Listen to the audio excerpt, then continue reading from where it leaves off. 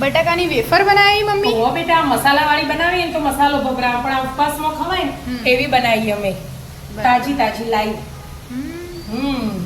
સારું કહેવાય. ઇન્સ્ટન્ટ કે? હા, લાલ બટાકાની. કેવી રીતે બનાવી? હેડ શીખવાડે તને એનું. આવા લાલ કલરના બટાકા હોય ને એની તાજી મસ્ત બટાકાની વેફર પાડવાની. ઇન્સ્ટન્ટ? હા, એટલે વ્હાઈટ ને વ્હાઈટ જ રહે, લાલ ના થઈ જાય. બરાબર. એટલા માટે એને પહેલા ધોઈ દીધા મેં, હવે છોલી દઉં. બધા છોલી દેવાના.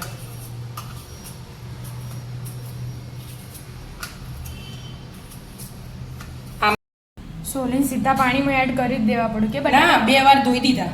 2 વાર ધોઈ પાણીમાં એડ કરીએ એટલે કાળા ના પડે. અને 2 વાર ધોઈએ દીધા અને ચોખ્ખું પાણી થઈ જાય ને એટલે હવે પાણી લઈ લીધા. હવે એ પાણીમાં બરફ એડ કરી દેવાનો અને 10 મિનિટ આ બરફવાળા પાણીમાં રહેવા દેવાના બટાકાનો. એવું? હા, 10 મિનિટ પછી આપણે વેફર પાડીએ. બરાબર. થઈ જાય 10 મિનિટ? હા બેટા, 10 મિનિટ થઈ જાય ને એકદમ ઠંડા ઠંડા થઈ જાય. બરફ હતો એટલે? હા, જમ જોવો ને એમ કાઢવાના ને કોટનના કપડામાં લૂછી દેવાના. બરાબર. બધા એકદમ કોરા કરી દેવાના. એના તેલમાં લઈ જવાના નવરાવા એટલા માટે. એ કોરા થાય કોટનના કપડામાં એટલે આપણે મીઠાવાળું પાણી બનાવી લઈએ. મેં ફરાળી મીઠું લીધું એટલે ઉપવાસમાં ખવાય. આના અલવણા વ્રત ચાલે ને હાલ, એટલે જો ઘેર આવી રીતે બનાવીએ તો મીઠું બિલકુલ લઈ લેવાનું. ડાયરેક્ટ તેલમાં તળી આપી દેવાનું છોકરાઓને, છોકરીઓને. મેં મીઠું લીધું 1 ચમચી અને એમાં થોડું પાણી એડ કરી દેવાનું. બસ બધું મિક્સ કરી દેવાનું. મીઠું ઓગળે ત્યાં લગી. ફરાળી મીઠું હોય એટલે આપણે તૈયાર પેકેટમાં આવે ને ફરાળી મીઠાવાળી વેફર એવી. બરાબર બધું ઓગાળી દેવાનું.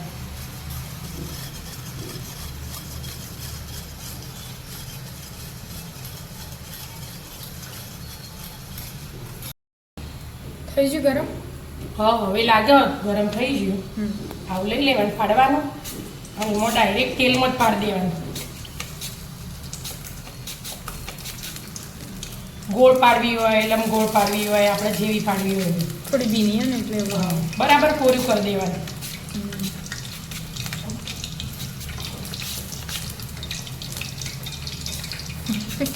એવું તો રહેવાનું હતું. માપનું કાઢવાનું પહેલું હોય ને એટલે 2 મિનિટ જેવી થવા દેવાની. પછી મીઠાવાળું પાણી એડ કરવાનું અંદર તેલમાં. એટલા માટે 2 મિનિટ જેવી થોડી કડક થવા દેવાની. જો ભરાઈ દે ને એટલાના થોડી કોરી કરી દઉં. પછી વાત તરત ના તરત તેલ ગરમ થઈ જાય ને એટલા તમે ડીશમાં પાડી નાખો ને મૂકી દો ને તો એ ચાલે. હા, ડાયરેક્ટ ના કરવું તો એવી રીતે કરવાનું. ડાયરેક્ટ ના કરવું એમ તો એવી રીતે આપણે ફાવો. એ સ્પીડ આવો. આ તેલના લીધે હાથ છટકી જાય ને તો કઢાઈ અડી જાય ને તો બીક લાગે. એટલા માટે 2 મિનિટ થવા દો. પછી 1 મિનિટ જેવું થયું, હજી બીજી 1 મિનિટ જેવું. થોડી થોડી થવા માંડી એટલે હવે આ પાણી એડ કરી દેવાનું મીઠાવાળું તેલમાં જ. એવું થાય પછી અમારે અડધું થઈ જશે.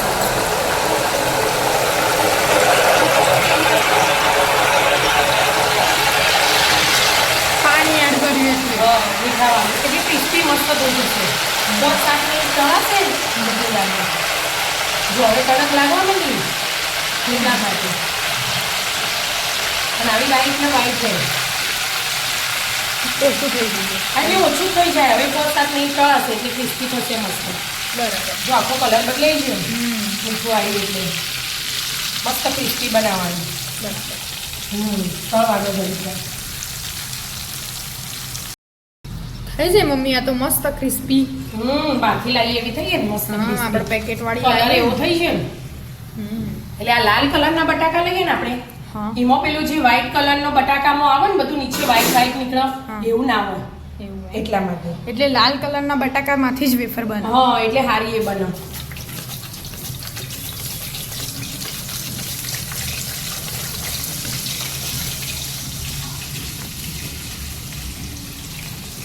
જો ફટફટ છોલાઈ જાય. પકડ તો હરખું ખાવો ને તો ફટફટ છોલાઈ જાય. હવે થવા દે 2 મિનિટ પછી પાછું મીઠા પાણી એડ કરવાનું. અને આ તો જોયા એકદમ મસ્ત ક્રિસ્પી થઈ જાય. ઉપવાસમાં ખો ને એવી હેડો હા બધી પ્રોસેસ સેમ જ છે કરી લો હા છેલ્લા તળાઈ રહે એટલે પતાવી. મસ્ત બાઉલ ભરાઈ છે મમ્મીઓ. હા હજી આ રહી જો. એકદમ ક્રિસ્પી બની. કેવો મજા આવે છે. બહારથી લાવીએ સેમ એવી. આપણો બધી એવી જ છે. મસ્ત બની હો. હા મસ્ત જ બનો. બધી એવી ટેસ્ટ મોય બની. મસ્ત. એકદમ પોચી પોચી અને એકદમ ક્રિસ્પી. Crispy. અને તેલ વગરની લાગત છે જો. કોરી કોરી. કોરી કોરી આપણે બહારથી લાવીએ ને રાજનું પેકેટ એવી મસ્ત બને. તો મિત્રો તમે પણ ટ્રાય કરજો લાલ બટાકામાંથી લાઈવ વેફર વેફર બનાવવાની. બટાકાની. હા વેફર બનાવવાનું. મિત્રો અમારા વિડીયો ગમતા હોય તો લાઈક શેર અને સબસ્ક્રાઇબ કરજો. રાધે રાધે.